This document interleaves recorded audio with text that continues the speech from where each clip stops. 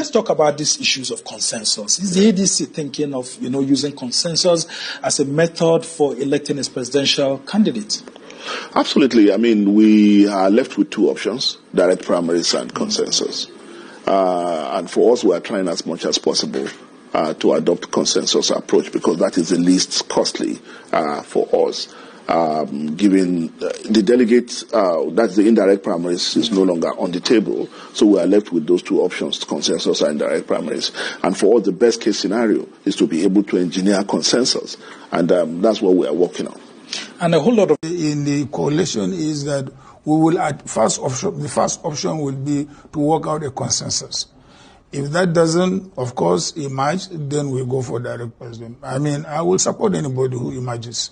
Right. So either a consensus candidate, and that's the first option. Yes, that's the first option as far as the party is concerned. We will aim at consensus. If we don't get it, for him. What we saw in 2022 was that you said that the PDP primaries was dollarized, and then of course you jumped ship. It was a money primary. What if this one becomes dollarized? It will not be, because it's direct primary. What if it will never be? I can tell you, we are sure. We are sure, we are determined that it will never be. That we are a new set of people ready to sacrifice. I am asking that if Atiku Abubakar becomes a presidential candidate here, what would happen? Nobody will be through, everybody will emerge through a transparent primary. All right. I assure you of that primary. We want to build a new Nigeria. That Nigeria is a Nigeria that will be built on transparent primaries and good election, because we're going to rebuild the country. We want to start doing things properly. Can't you see our country collapsing today? You know what it means that we moved from number 8 in terrorism list in the past 3 years to number 4, and you're still talking about transnational primary. We need to start fixing it. We need to fix our country. People are dying. Mothers can't go to hospital. Children can't go to hospital. Children are out of school. Nobody is secure. Even you now, you can't travel to your village. And you're talking about transactional politics again. We want to keep transactional politics and make Nigeria work.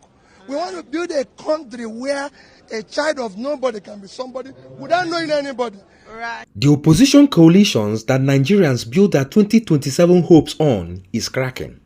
And the man at the center of it is not making a noise. He is making a choice. A quiet, calculated, devastating choice. And if you are not paying attention, you will miss it completely. Peter Obi, during the Ibadan declaration, did not storm out. He did not hold a press conference. He did not write a resignation letter. Instead, he posted himself playing tennis. While one of the most consequential opposition summits in Nigeria's recent history was unfolding around him, Peter Obi picked up a racket and shared photos of himself playing in Ibadan. And in that one image, he said everything he refused to say with words. This is the story of a coalition that millions believed in. Senators who burned their political careers to join, and a man who may have already decided long before any of us knew that he was never staying. Let me show you the evidence. December 31st, 2025, Peter Obi stood before a crowd at an ADC event and said, and I quote, "We are ending this year with the hope that in 2026, we will begin a journey of rescue of our country." He did not just join the ADC that day, he brought senators with him. Abaribe gave up ABGA. Victor Ume gave up Labour Party. Tony Nwoye followed. These were people burning bridges and trusting Peter Obi's compass. And millions of Nigeria exhaled. Finally, a coalition, a direction, a chance. But something changed, and the signs started appearing long before any of us was willing to say it loud. On April 25th, opposition heavyweights gathered in Ibadan for what many had billed as a defining moment ahead of the 2027. The summit was chaired by former President Olusegun Obasanjo and hosted by Oyo Governor Seyi Makinde. Atiku was there, Kwankwaso was there, Amechi was there. Peter Obi was there too, physically at least.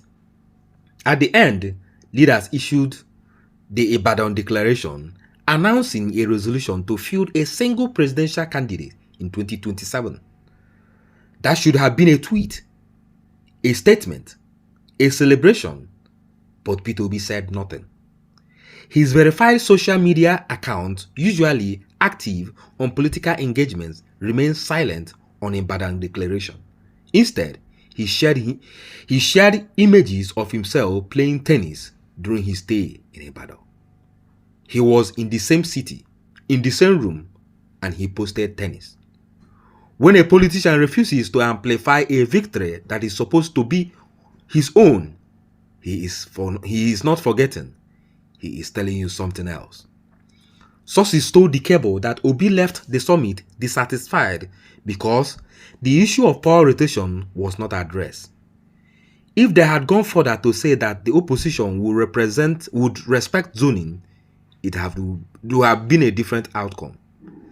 The summit is as good as not achieving anything, a source said. Tinubu is from the southwest. The south has not completed its tenure. If the ADC will not commit to zoning on the paper, what exactly is he offering Peter Obi? Then came April 30th. The Supreme Court restored David Mark's leadership of the ADC, a ruling coalition supporters celebrated loudly. But Obi silent again. No tweets, no congratulations. Their silence extended to the aftermath of the Supreme Court judgment affirming David Mark as the recognized ADC leader.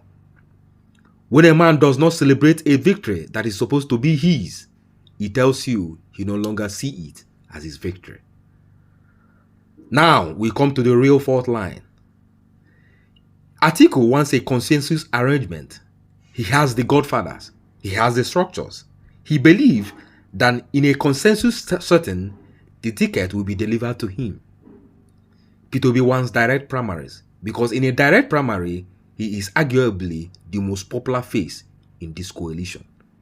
6 million votes in 2023, the obedient movement, youth energy across the country. All that matters when ordinary members are voting, not party bosses cutting deals in backrooms. A source put it plainly, the party structure is skewed in favor of an aspirant.